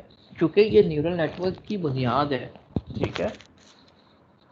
और अब हम देखेंगे इंशाल्लाह कि किस तरीके से परसेप्ट्रॉन जो है अपने वेट्स को अपडेट कर रहा होता है, ठीक है। इसकी लर्निंग कैसे हो रही है, ट्रेनिंग कैसे हो रही है, ये अगर आपकी समझ में आ गया तो आपके न्यूरल नेटवर्क भी समझ में आ जाएगा, ठीक है। तो ये इनपुट आ रहा है, ये वेट से मल्टीप्लाई हो रहा है और आउटपुट निकल रहा है, ठीक है। x1 x2 x3 ये इनपुट्स हैं, ठीक है। अच्छा, ये थोड़ी सी बायोलॉजी है, आप लोग खुद पढ़ लीजिएगा। एक्टिवेशन फंक्शन जो है, कई तरह के एक्टिवेशन फंक्शन अप्लाई हो सकते हैं, जैसे सिग्मॉइड हो गया, सिग्मॉइड के अलावा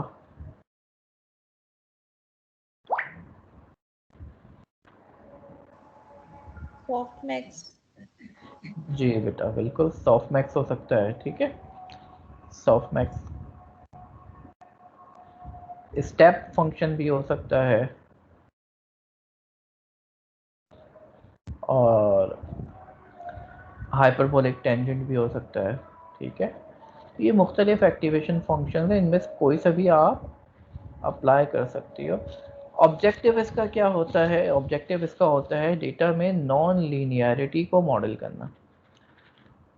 एक्चुअली बेटा मसला क्या है, आपके पास लीनियर डेटा है तो आप उसको सेपरेट कर सकते हो, लेकिन इस तरह का डेटा है नॉन लीनियर डेटा जो ज़ॉर फंक्शन है, क्या एक ऐसी लाइन बन सकती है जो कि प्लस को अलग कर दे और ज़ीरो को अलग कर दे, प्लस और सर्किल को अलग अलग कर दे एक लाइन से? क्या हम कर सकते हैं? यहाँ पर अगर डेटा इस तरीके का है, ठीक है, डेटा इस तरीके का है, तो इनके जी बीच सर। में तो डिसीजन बाउंड्री बड़ी आसान है, ये डिसीजन बाउंड्री अलग कर सकते हैं। लेकिन ऐसे डेटा को क्या करेंगे आप बताएं मुझे। सर एक्टिवेशन फंक्शन यूज करके सेपरेट करेंगे। हाँ, एक्टिवेशन फंक्शन जो है ना, ये इस तरह की नॉन लीनियरिटी को हैंडल कर लेता है, ठीक है। आ रही है बात समझ में? एक्टिवेशन फंक्शन इस तरह की नॉन लीनियरिटी को हैंडल करता है। Right. सबसे सिंपल जो है एक्टिवेशन फंक्शन स्टेप फंक्शन, ठीक है। अगर वैल्यू 0 से बड़ी हो तो 1 कर दो, 0 से छोटी है तो 0 कर दो। नेगेटिव वैल्यू को 0 कर दो, पॉजिटिव वैल्यू को 1 कर दो, ठीक है। ये स्टेप फंक्शन है। ये एक्टिवेशन फंक्शन इस्तेमाल कर सकते हैं। इसके अलावा हमारे पास और भी बहुत सारे एक्टिवेशन फंक्शन है। ये सिग्मॉइड फंक्शन है, ठीक है। वो अब हम क्या करेंगे, इसकी हम थोड़ी सी मैथमेटिक्स पढ़ते हैं कि इसको किस तरीके से इम्प्लीमेंट कर सकते हैं, ठीक है। तो एक्चुअली हमने करना क्या है, जब हम ट्रेनिंग करा रहे होंगे तो ट्रेनिंग जैसे हमने डिसीजन ट्री की ट्रेनिंग कराई, उसकी ट्रेनिंग तो आप जो है सिंपल ट्रेनिंग डेटा को देख के बना रहे हैं, वो बहुत डिफरेंट है। जो परसेप्ट्रॉन में ट्रेनिंग होती है उसमें हम देखते हैं एरर क्या आ रहा है, ठीक है। तो इसको मैं इस तरीके से दिखा दूँ, अगर स्लाइड शो से हटा के, क्योंकि ये बॉटम की चीज़ें नज़र नहीं आ रही, अब सही नज़र आ रहा होगा। तो हर स्टेप पे हम क्या करेंगे, जो पुराना वेट है उसमें हम कुछ एडजस्टमेंट करेंगे, ठीक है। पुराने वेट में कुछ एडजस्टमेंट करेंगे। वो एडजस्टमेंट किस पे डिपेंड कर रही है, एरर पे डिपेंड कर रही है। जो एक्चुअल आउटपुट आ रहा है और जो प्रेडिक्टेड आउटपुट आ रहा है उसके बीच में जो डिफरेंस है, उसकी बुनियाद पर हम इसको एडजस्ट करेंगे, ठीक है। यहाँ पर एक और चीज़ है अल्फा। अल्फा क्या है, अल्फा क्या है students? Learning rate. Rate. Learning rate, good Daniyal, बिल्कुल। तो आप हो सकता है कि अपने जो एक्चुअल जिस पॉइंट पे पहुंचना है लोकल मिनिमा के ऊपर या ग्लोबल मिनिमा की तरफ, वो जल्दी आप पहुंचना चाह रहे हैं तो लर्निंग रेट को बढ़ा दें। लेकिन हो सकता है कि वो लर्निंग रेट इतना ज़्यादा बढ़ गया कि वो अपने एक्चुअल पॉइंट पे पहुंचते पहुंचते उससे आगे निकल जाए, ये भी हो सकता है, ठीक है। तो लर्निंग रेट बड़ा सोच समझ के एडजस्ट करना चाहिए। तो ये फॉर्मूला है, आप ये याद रखें। अभी हम लर्निंग रेट 1 रखते हैं, ठीक है। तो डी जो एक्चुअल आउटपुट है और प्रेडिक्टेड आउटपुट है उसका difference multiply by input value, ठीक है। जो इनपुट वैल्यू है,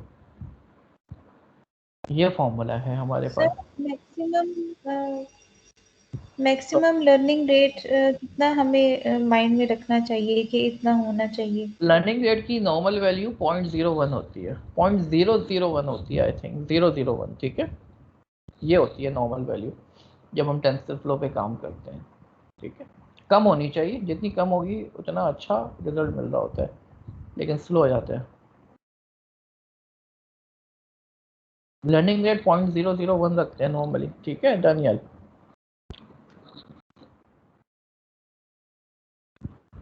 तो ये अपडेट रूल है हमारा, इसको याद रखिएगा। ये हम अभी इस्तेमाल करेंगे, ये वाला फॉर्मूला, ठीक है। इस फॉर्मूले से हम क्या करेंगे, अपडेट करेंगे। तो लेट्स सी के हमारे पास जो एक सिनेरियो है जिसमें हमने बताना है कि ये जो किटन है या एडल्ट है, एनिमल, एनिमल क्या है। तो हम किस बुनियाद पे बता रहे हैं, हमारे पास सिर्फ 4 पॉइंट्स हैं कि वो दिन में कितने देर सोती है, ठीक है। अगर किटन है तो कम सो रही है, एडल्ट है तो ज़्यादा सो रही है वैसे इन जनरल, और कितने देर गुस्से में रहती है, ठीक है। किटन है तो वो ज़्यादा गुस्सा करती है, एडल्ट है तो कम गुस्सा करती है, ठीक है। इन दोनों चीज़ों की बुनियाद पे, इन दो फीचर्स की बुनियाद पे हमने क्लासिफिकेशन करनी है कि ये जो एनिमल है ये किटन है या एडल्ट है, ठीक है। ट्रेनिंग कराते हैं, चलें। हमें इस पर दो वेरिएबल्स हैं, ठीक है, सब एग्री करते हैं। और हमारे पास दो कैटेगरीज हैं, किटन और एडल्ट। पॉजिटिव को हम लेते हैं कि ये किटन है, नेगेटिव को लेते हैं एडल्ट है। ठीक है, तो हम जो है पॉजिटिव को क्या ले रहे हैं, किटन। तो हम क्या करते हैं, मॉडल को ट्रेन करना स्टार्ट करते हैं। इनिशियली हम जो है तमाम वेट्स को जीरो रखते हैं। जी सर किटन को ही पॉजिटिव क्यों लेंगे सर, एडल्ट को क्यों नहीं? उससे कोई फर्क नहीं पड़ता, किसी को भी पॉजिटिव ले लें, किसी को भी नेगेटिव ले लें। दो कैटेगरीज है ना, तो हम जो है एक को पॉजिटिव ले लेते हैं, एक को नेगेटिव ले लेते हैं। ठीक है, अच्छा हमारे पास दो कंप्यूटेशनल यूनिट्स हैं। ठीक है,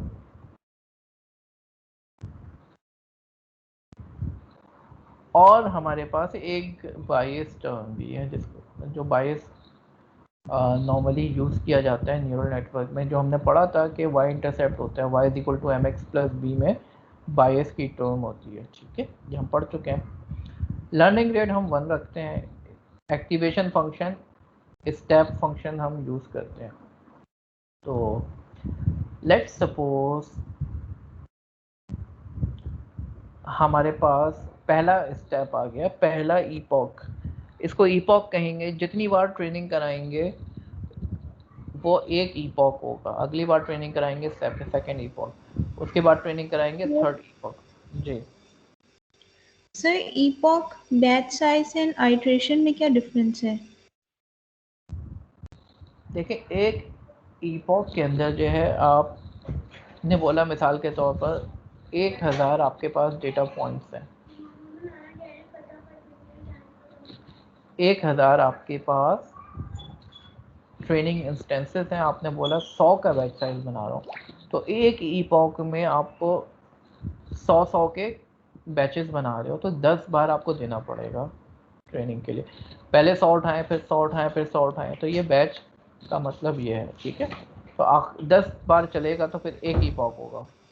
ठीक है, और क्या पूछा था आपने, ईपॉक, बैच साइज और आइट्रेशन, आइट्रेशन, आइट्रेशन। आइट्रेशन वही ईपॉक को ही कह रहे हैं। ठीक है, राइट। सर मैंने जूम सेशन मॉर्निंग में दिया था, तो उन सर ने कहा था कि बैच साइज जो है वो आप 2 की पावर से स्टार्ट कर दें, और बैच जहाँ साइज पे 2 की आपको पावर में ले तो अच्छी बात है। ठीक है, ताकि जो है आपका जो, क्योंकि ये कंप्यूटर जो है वो बाइनरी पे काम करती है, तो 2 की पावर। और सर बैच साइज हम इतना लें कि लॉस जो है वो मिनिमाइज होना चाहिए। सॉरी, फिर से कहिएगा। सर मतलब बैच साइज हम वो पर्टिकुलर वैल्यू वहां तक बैच साइज हो हमारा कि लॉस जो है वो मिनिमाइज हो। लॉस बैच साइज जो है, ये देखें, ये भी जो है ना, ये एक्सपीरियंस से लर्न होता है। ठीक है, ये भी एक हाइपर पैरामीटर है जो based on your experimentation, your experience आप लर्न करते हैं। ठीक है, तो ये हम आगे पढ़ेंगे, आप थोड़ा सा एडवांस चीज़ें हैं ये, इसको इंशाल्लाह बाद में देखेंगे हम। तो लेट सपोज हमारे पास पहला इंस्टेंस है, वेट हमारे सारे 0 है, 0 0 0। इनिशियल वेट क्या है, सारे 0 हैं। एक्टिवेशन वैल्यूज, यानी एक्टिवेशन वैल्यूज से मुराद है जो हमारा डेटा है। तो क्या वैल्यू है, 0.2 और 0.1 पहली वैल्यू। ठीक है, 0.2 और 0.1 है, तो हमारे पास क्या आंसर आएगा, मल्टीप्लाई होंगे ये, और सारे वैल्यूज़ क्या हो जाएंगी, 0 हो जाएंगी। ठीक है my dear students, 1 0 0 plus 0.2 0 0 plus 0.1 0 0, ये सब ऐड होके 0 हो गया। ठीक है, हमने कहा है कि किटन को हम पॉजिटिव लेंगे, यानी 1। तो पहला जो एनिमल था वो हमारे पास क्या था, किटन। तो किटन की वैल्यू क्या होगी, क्या वैल्यू होगी किटन की, 1, और अडल्ट की वैल्यू 0 होगी। ठीक है, किटन की वैल्यू, किटन की वैल्यू क्या होगी माय डियर स्टूडेंट्स। सर जो असाइन की हुई है हमने 0 किटन, किटन जो है 1 होगा और एडल्ट 0। तो हमारा आउटपुट क्या आ रहा है, 0 आ रहा है, जबकि आना क्या चाहिए था, टारगेट क्या था हमारा, ये किटन था पहला वाला 1। ठीक है, सही प्रेडिक्शन हुई है गलत हुई है? सर इनकरेक्ट हुई है। इनकरेक्ट हुई है। तो एरर कितना आया हमारे पास, 1 का एरर आया। इस फॉर्मूले में पुट करें और अपडेटेड वेट्स निकालें। ये फॉर्मूला क्या है हमारे पास, ये फॉर्मूला है, जो पुराना वेट है W, लेट सपोज हमने निकालना है W1 निकालना है। ठीक है, तो मैं यहीं पर जो है इसको लिखता हूँ, यहीं पर इसको मैं सॉल्व करता हूँ। मैं आपको एक वैल्यू निकाल के दिखा देता हूँ। तो W1 कैसे निकलेगा, जो पुराना W1 है, पुराना W1 क्या है, शुरू में तो सारे वेट्स W1, W2, W3 सारे पैरामीटर्स 0 है, प्लस अल्फा, अल्फा क्या है हमारा 1, और पुरानी वैल्यू और नई वैल्यू जो प्रेडिक्टेड और टारगेट है उसका difference 1 minus 0 multiply by x I. X क्या है, इनपुट क्या है 1। ठीक है, तो W1 क्या हो गया, 1 हो गया। W2 क्या होगा, पुरानी वैल्यू W2 की 0 plus actual value minus predicted value 1 minus 0 multiply by x2। x2 क्या है भाई, बताइए?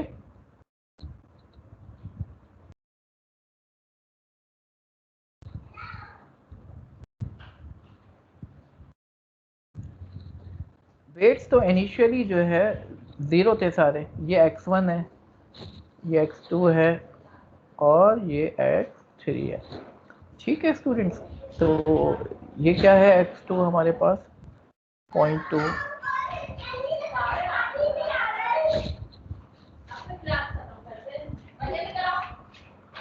ठीक है स्टूडेंट्स, ये बात समझ में आ रही है?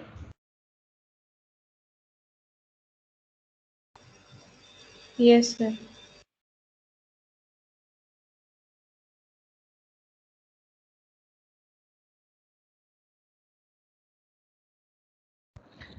ठीक है स्टूडेंट्स, ये बात समझ में आ रही है? तो ये क्या हो जाएगा 0.2।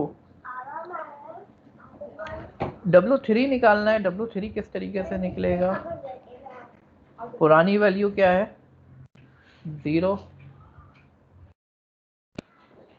प्लस 1 इंटू 1 माइनस 0 और पुराना, सॉरी x3 क्या है 0.1 है, तो इसको पुट कर देंगे तो क्या हो जाएगा, बहुत सिंपल सा है ये तो, 0.1 आ गया। ठीक है, तो वेट्स क्या हो गए, ये आ गए। ठीक है, अब ये वेट्स यहाँ पे आ जाएंगे, ये वेट्स यहाँ पे आ जाएंगे। ठीक है, सर ये इनिशियल वेट्स एक्टिवेशन ये जो 0 0 से ये ये एक्स इनिशियल वेट 0 0 है, एक्टिवेशन से मुराद इनपुट। ठीक है, यहाँ पे राइट सर इनमें एक्स की वैल्यूज कौन सी हैं? x की वैल्यू जो है 1.2 और 0.1 है। ठीक है, right sir. Right students, updated weight यहाँ पे पुट किया। अब इसको सॉल्व करें, दोनों को मल्टीप्लाई करें और ऐड करें, क्या वैल्यू बन रही है 1.14। 1.14 जो है, यानी क्या हुआ, पॉजिटिव के केस में क्या हो जाएगा हमारे पास, एक्टिवेशन फंक्शन पॉजिटिव के केस में 1 कर देगा। तो एक्चुअल और प्रेडिक्टेड बराबर है, जब ये दोनों बराबर होंगे तो कोई चेंज नहीं आएगा वेट्स में। ठीक है, फिर तीसरा पॉइंट उठाएंगे, तीसरे पॉइंट, ये वेट यहीं पे दोबारा आ जाएगा। तीसरा पॉइंट क्या है 1.5 और 0.2, इनको मल्टीप्लाई करेंगे, ऐड करेंगे, फिर ट्रू आ रहा है, वेट अपडेट नहीं होगा। चौथे पॉइंट को उठाएंगे और फिर यही चीज़ करेंगे, तो एक्चुअल वैल्यू जो है 0 है और प्रेडिक्टेड जो है 1 है। इनको सॉल्व करेंगे इस फॉर्मूले से, जो ये अपडेट करने का फॉर्मूला है हमारे पास, ठीक है। इससे अपडेट करेंगे तो हमारे पास वेट क्या आ जाएगा, ये अपडेट होके आ जाएगा। ये हमारा पहला इपॉक हुआ। इसी स्टेप को रिपीट करते रहेंगे, रिपीट करते रहेंगे, रिपीट करते रहेंगे। इपॉक 2 में फिर क्या करेंगे, जो अपडेटेड वेट्स आए थे वो उठाया, वेट को मल्टीप्लाई करेंगे इनपुट से, और अगर नेगेटिव आ रहा होगा तो 0 कर देंगे, पॉजिटिव आ रहा होगा तो 1 कर देंगे। और सर जब ये जी पॉप जो है वो रिपीट हम कब तक करते रहते हैं, जब लॉस फंक्शन मिनिमाइज ना हो जाए? नॉर्मली तो हम ये करते हैं कि जब हमारे पास जो है लॉस 0 के करीब आ जाए, ठीक है। Right sir. आप नंबर ऑफ आइट्रेशंस या इपॉक जो है वो डिसाइड करते हैं। जैसे नॉर्मली आप 5 आइट्रेशंस, 10 आइट्रेशंस कुछ भी कर सकते हैं। एक इपॉक में यहाँ पे 4 इंस्टेंसेस है ना बेटा, 4 पॉइंट्स हैं सिर्फ, ठीक है। तो पहले 4 बार किया इसको, एक एक का बैच बना के, ठीक है। बैच साइज 1 रखा है, ठीक है। सर एक और क्वेश्चन है कि मैंने जो मतलब मैं PIAIC की भी स्टूडेंट हूँ, तो जी वहाँ पर लीनियर रिग्रेशन जो इक्वेशन थी उसमें सर ने ईपॉक यूज़ किया था, और जो इमेजेस वाला डाटा था तो उसमें सर ने बैच साइज लिया था और वो 512 लिया था। तो कहीं पे हम ईपॉक यूज़ करें, कहीं पे बैच साइज, तो ये कंफ्यूजन हो रही है मुझे। दोनों चीज़ें देनी पड़ेंगी ना आपको। ईपॉक तो देना ही होगा आपको, बैच साइज आप ना दें तो फिर वो पूरे डेटा पे करेगा एकदम, ठीक है। तो बैच साइज दिया जाता है अमूमन, ना दे तो वो खुद ही जो है वो बैच साइज 1 लेता है मेरा ख्याल है, ठीक है। 1 के बैचेस में चला रहा होता है, जैसे यहाँ पे 1 के बैच, तो ये चलता रहेगा इस तरीके से। प्रिंसिपल कंपोनेंट एनालिसिस पे आ जाते हैं हम। प्रिंसिपल कंपोनेंट एनालिसिस क्या होता है, डायमेंशनैलिटी रिडक्शन के लिए इस्तेमाल किया जाता है। तो कैसे काम करता है और इसका फ़ायदा क्या होता है, आपके पास डेटा में फीचर्स बहुत सारे हैं, उसको आपने कम करना है फीचर्स को, डेटा को जो है साइज़ को रिड्यूस करना है कंप्रेशन के लिए, या कभी कभार डेटा इतनी डायमेंशन का है, जैसे डेटा विजुअलाइजेशन मैंने पढ़ाया था, एक कोर्स कराया था, उसमें जब डेटा हाई डायमेंशन पे चले जाता है, आप 4 डायमेंशन 5 डायमेंशन में देख सकते हैं या 10 डायमेंशन तक समझ सकते हैं। उससे ज़्यादा डेटा होगा तो फिर क्या करेंगे, फिर तो समझ में ही नहीं आएगा। इतने हाई डायमेंशन में तो इंसान नहीं देख सकता ना, फिर हम क्या करते हैं, डेटा को रिड्यूस करते हैं उसकी डायमेंशन को, और फिर विजुअलाइज करने की कोशिश करते हैं। तो हमें पहले वेरिएंस और कोवेरिएंस का पता होना चाहिए, हम पढ़ चुके हैं वेरिएंस का, कोवेरिएंस का भी ये फॉर्मूला है, ठीक है। 2 वेरिएबल्स है, उनके दरमियान कोवेरिएंस निकालना है, तो इस फॉर्मूले से हम निकाल सकते हैं, ठीक है। और सपोज करें हमें ये डेटा दिया हुआ है, ठीक है, इसका कोवेरिएंस कैसे निकालेंगे।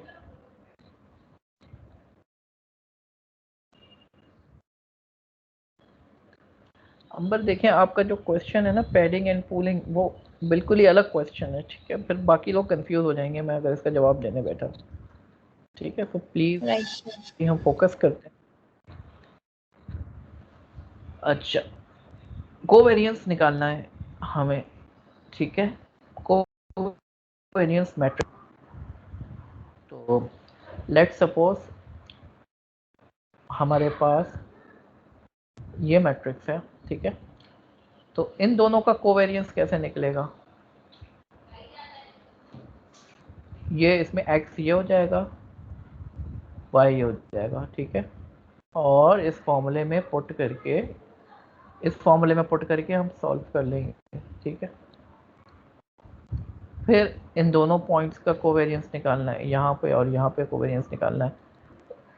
इस तरीके से जो है पूरे डेटा का कोवेरिएंस मैट्रिक्स हम निकाल सकते हैं, ठीक है। तो मिसाल के तौर पर यहाँ पे ये कोवेरिएंस आ रहा है, ठीक है। ये किसका कोवेरिएंस आ रहा है, ये तो वेरिएंस है एक्चुअली, ये अपने आप से ही कोवेरिएंस निकल रहा है, ठीक है। यहाँ पे तो i और j की वैल्यू बराबर है, ठीक है। ये i चल रहा है लेट्स सपोज, और ये j चल रहा है। सर तो ये numpy का फंक्शन यूज करके कंप्यूट किया है कोवेरिएंस? नहीं, फॉर्मूला है ना सिंपल, तो यहाँ पर जब आप कोवेरियंस निकाल रहे होगे तो इसमें आई की वैल्यू क्या है और जे की वैल्यू क्या है, बराबर है 1 1। यहाँ पे आई और जे की वैल्यू बराबर है 1 1, लेकिन इस पॉइंट पे आई की वैल्यू क्या है 3, आई 3 और जे 1। पहला कॉलम है और चौथी रो है, चौथी रो है, पहला कॉलम है, ठीक है। तो इसमें x जो है अलग है, y अलग है, ठीक है। कोवेरियंस मैट्रिक्स हम निकाल सकते हैं, ठीक है। The element ij indicates the covariance of the ith and jth dimension, ठीक है। तो अभी हम जो है आते हैं आइजन वेक्टर्स के ऊपर और आइजन वैल्यूज के ऊपर। कोवेरियंस मैट्रिक्स तो आप लोग निकाल सकते हो, अभी हम निकाल के भी देखेंगे, ठीक है। तो आइजन वैल्यूज किसी भी मैट्रिक्स का कैसे निकलेगा, आइजन वेक्टर कैसे निकलेगा, ये हमारे पास फॉर्मूला है A V is equal to lambda V, ठीक है। इस फॉर्मूले से जो है हम कोवेरियंस मैट्रिक्स का आइजन वैल्यू निकालेंगे। अच्छा, I want my dear student कि मैं एक एक्स्ट्रा क्लास आप लोगों की और शेड्यूल करूं, ताकि हम जो है, क्योंकि अभी टाइम जो है हमारे पास सिर्फ 10 मिनट है और अभी हमने कुछ टॉपिक्स मज़ीद कवर करने हैं। तो माय डियर स्टूडेंट्स, आप बताएं आप लोग कब अवेलेबल हो सकते हैं? ट्यूसडे वाले दिन हो सकती है क्लास? यस सर, 6:30 से 8:30। Tuesday is fine. जी तो ट्यूसडे 6:30 से 8:30, उसके बाद आपका जो है फिर फाइनल एग्ज़ाम होगा, ठीक है। ताकि आपके 2 क्विज़ेस हो चुके हैं, 3 हो चुके हैं, इनफैक्ट 30 मार्क्स हो गए, 70 मार्क्स का फाइनल एग्ज़ाम होगा। उसके बाद जो है जो आपके मार्क्स बनेंगे वो आपके ट्रांसक्रिप्ट में आएंगे, ठीक है स्टूडेंट्स। तो be prepared for final exam. मैं यहाँ पे 10 मिनट पहले एंड कर रहा हूँ, ठीक है। थैंक यू वेरी सर, जी। Sorry for the interruption sir, ये आपका मतलब सेशन खत्म हो जाएगा तो नेक्स्ट सेशन फिर कब से स्टार्ट होगा? बस नेक्स्ट वीक से स्टार्ट होगा, ठीक है। Right sir. Thank you. Okay, अल्लाह हाफिज़।